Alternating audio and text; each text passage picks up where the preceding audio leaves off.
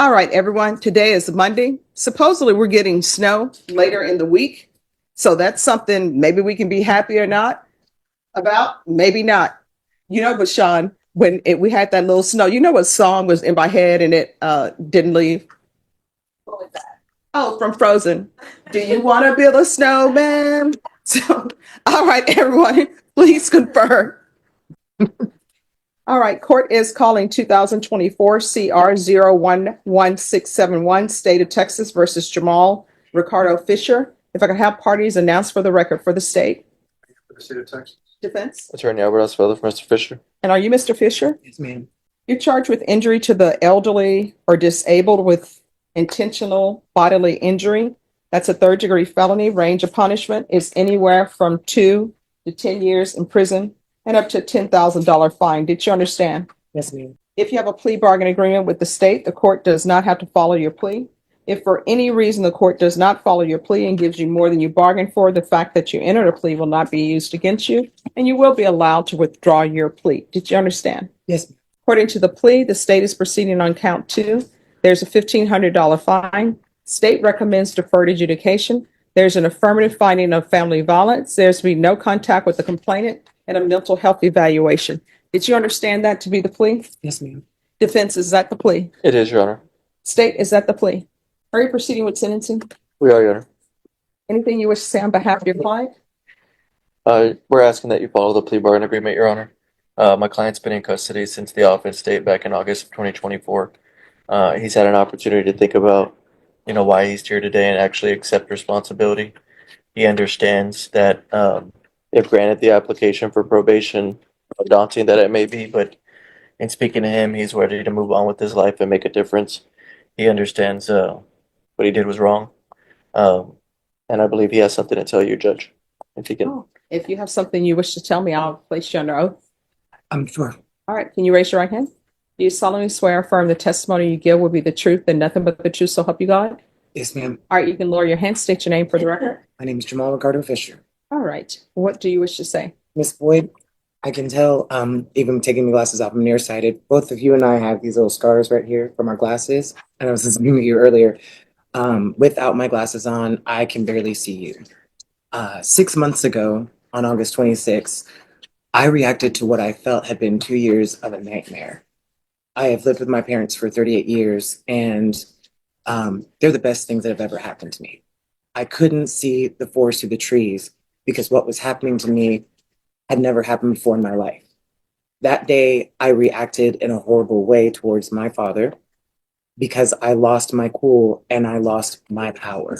The last 6 months of my life have been the best 6 months of my life because I've gotten in touch with myself and I've remembered a very important thing, that no matter what I'm going through, and no matter what anyone is going through, how I choose to react to it is completely and totally up to me. And these days, I choose happiness. I cry a lot because it's been a long 6 months. And the last 2 or 3 of them, I haven't spoken to my family. Well, last 6, I haven't talked to my dad. Last 2 or 3, I haven't talked to my mom. And I've lived with them for the entire 38 years of my life. What happened to me didn't just happen to me, it happened to us. But my parents were never to blame. And I couldn't see that because of, lack of communication, being a 38-year-old and immature in some ports. But I'm glad to be before you today. And I when I say that the last 6 months have been the best 6 months of my life, I don't intend or want to be back in jail. But it was time that I needed to listen to myself. It was time I needed to listen to God. It was time I needed to really reflect, not just on, the time in here, but the last 38 years of my life. And I'm happy standing before you and my parents today, knowing that God gave me a reason for existing. And it's to bring happiness to myself, my family, and anyone else that I encounter. Off those meds and realized I could manage without them. It wasn't until later, with the support of those close to me, that I fully understood I didn't need to rely on medications to cope with life. Court, do you have any children? Jamal: No, ma'am. I wish I did. Court: Any other questions? Jamal's attorney: No further questions, Your Honor. Court: Is Jamal's father here today? Jamal's attorney: Yes, his... And no matter what I'm going through in life, no matter how hard it is, I don't have to not be happy. And I surely don't have to take my unhappiness in a moment out on someone, especially not my dad. Any questions? Anything For the else? bench, Your Honor. So here's my question. One, it appears that you're not going to be allowed to live with your parents. So why were you, as a 38-year-old, living with them in the first place? Well, over a decade ago, I'll admit that I was a drug addict, and my parents were enablers. They loved me as much as a parent could love their child, and then some. And so they didn't want to kick me out on the street. They didn't want to, despite me stealing, thieving, and whatnot. That was not the case over the last 2 years. Over the last 2 years, I have done anything and everything I could to get a job. Actually, let me take that back. At the beginning of those 2 years, I was completely sober. In a 2 week span, I had gotten off of all pharmaceutical medications. I decided I no longer wanted to smoke cigarettes, which I had been doing since I was legally allowed to smoke cigarettes, and I no longer wanted to use drugs. And I kept that promise to myself for nearly a year. I was racially profiled and wrongly terminated from my job, fell off that horse, but I remained sober. I didn't smoke cigarettes, and I just decided to get back on that horse. Only I didn't get back on it. After a month of not having any work, I was fine. After 3 months of not having any work, not so much. After 6 months of not having any work, of having my parents' Wi-Fi hacked, my cell phone hacked, of having people whose identities I still don't know listen on my phone calls, things were getting testy. So let me ask you this. Yes, ma'am. Your prescribed medications, what were they for? When I was 21, I was a full-blown heroin addict, and I was depressed because I was a full-blown heroin addict. I'd swallowed 1,300 milligram trazodones because I was tired of my life. I was hospitalized off of Floyd Curl for 7 days, and part of my discharge paperwork was to go see Okay, here's the thing. Uh-huh. I need you to slow down because the court reporter has to take down I everything. apologize. I was hospitalized up for the hospital of Floyd Curl, because Methodist. Part of my discharge paperwork was to see this man. His name was Dr. Moody. Not making that up. He talked to me for 35 minutes and said that I had bipolar 2 disorder, prescribed me lithium and clonazepam, and I was 21, max 22. At the time, because I was raised to respect my elders and because I was in the hands of a doctor, I just kind of said, okay. I was never bipolar. I never had bipolar 1, never had bipolar 2, but for over a decade, I kept taking clonazepam. Lithium I got off within about 2 years. But I never needed that medication. I never needed lithium. And it took my ex, who I was then with, to wake me up to the fact that I didn't need to be on that benzo. And do you have any children? No, ma'am, I wish I did. Okay. All right. Any other questions? No further questions. All right. So, is his father here? Oh, I think you All right. If we can have his father come up, please. gonna step aside. Yes.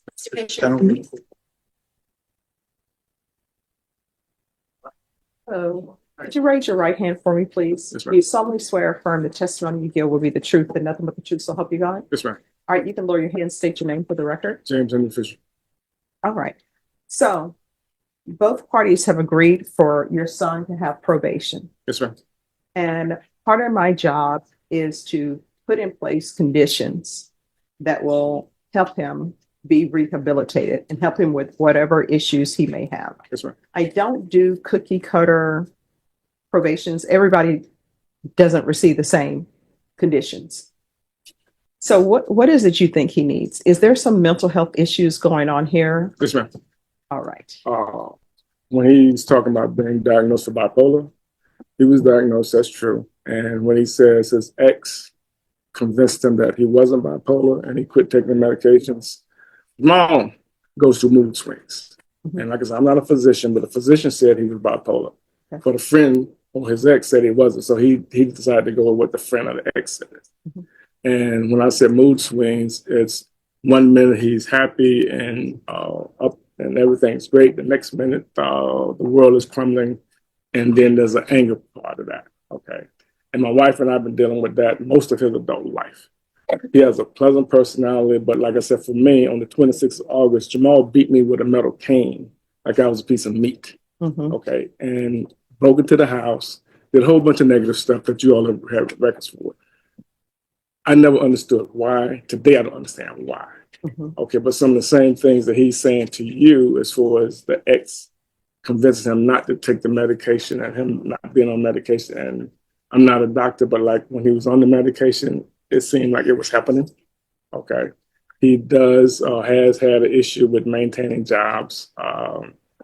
He told me and my wife that we had aliens in my backyard. The Masons was after him. Son's behalf? Jamal's father. Yes, Your Honor. They raise their hands and affirm their testimony. Jamal's father. My name is Sam Pfizer. I fully support my son's request for probation. I know he's been through a lot, and I'm proud of the steps he's taken to turn his life around. We've always been there for him, and I believe he's ready to move forward and make a positive change. Jamal. When I was 38 and living with my parents, My Wi-Fi had been hacked and all this other stuff. Now, I don't know if the Wi-Fi was hacked or not. It could be because it happens all the time.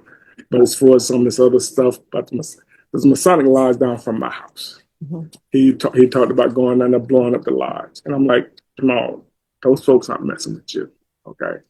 But he had a couple of pictures on his phone where he felt that people were following him and this type of stuff. And to me, that was all the mental part. Like I said, I'm not a doctor. I'm not saying I'm correct, but he just made me feel that way. So let me ask you, do you think it would help him?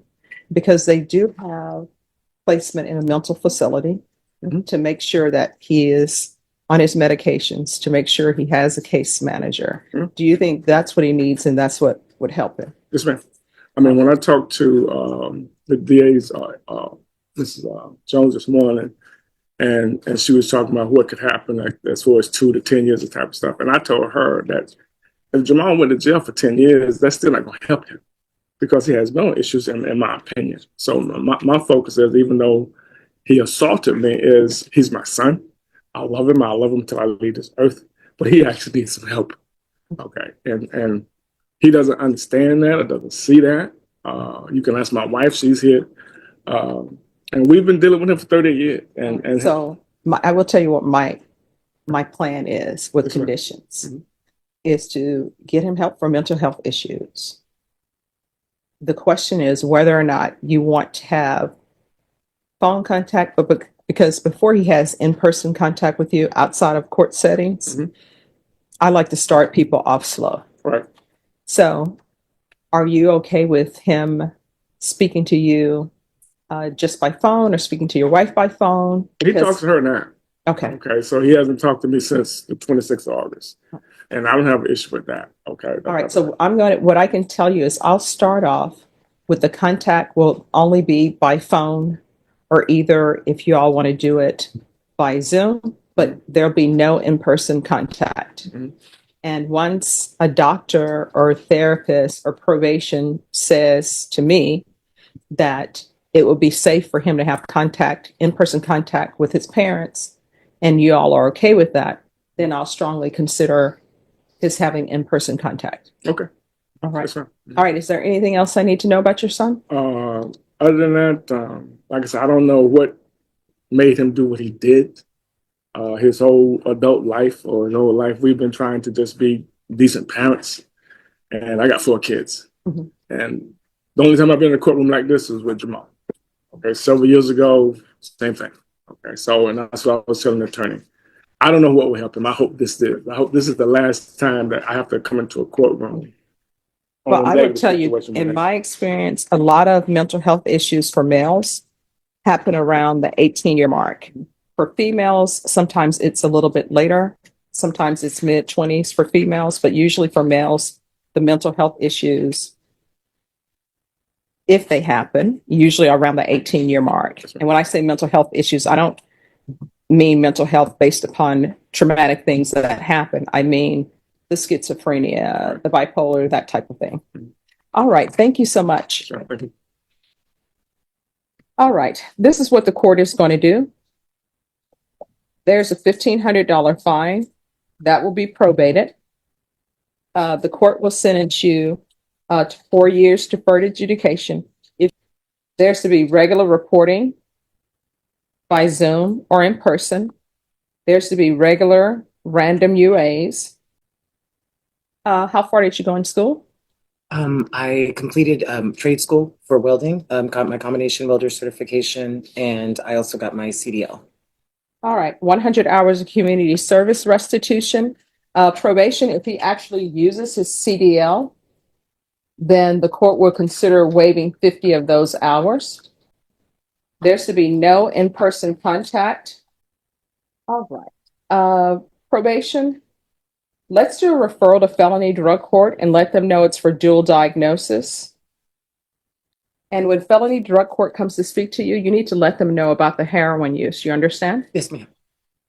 And then there is going to be a MIC evaluation and DDRF. That's to be in custody. And I tell you what I'll do with the 100 hours of community service restitution? Because I don't know if this is an anger management issue or just some mental health issues. With the anger management, once he completes that, the community service hours will be deemed satisfied. Proof of employment or SSI within 45 days of release.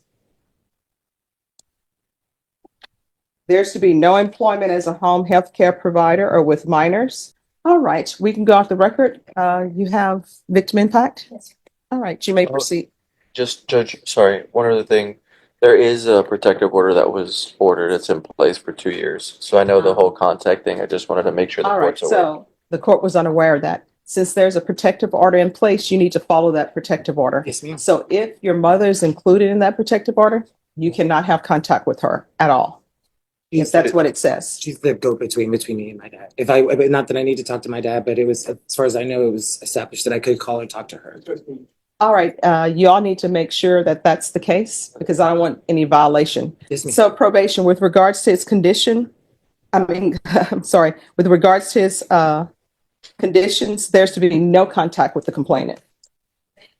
All right, thank you. Thank you. Court is calling 2024 CR 012861 State versus John Calvin Berry. Sir, you need to move over. John Calvin Berry Jr. Can I have parties announced for the record for the state? Defense. Renee Munoz for defendant. And are you Mr. Berry? Yes, ma'am.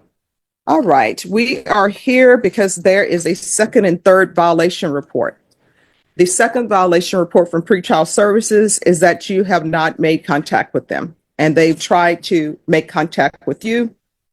The third violation report, you were rearrested on an offense. And that's 2025 PF 02617. That was probably with Judge Nahara. So with regards to the third violation report, any recommendations from either side? Do you want a bond increase? Do you want him to continue? He's in custody on the 2025 PF 02617 case, which is a theft case. And it's a third-degree felony theft case. And on this case, it's a theft case. And there's some issues where they say that he's been referred for Center for Healthcare Services. We requested bond increase and just as conditions of bonds should the court given to him the special negotiating. And Your Honor, if I may respond in reference to the second violation report, I did go over that matter with my client regarding the reporting.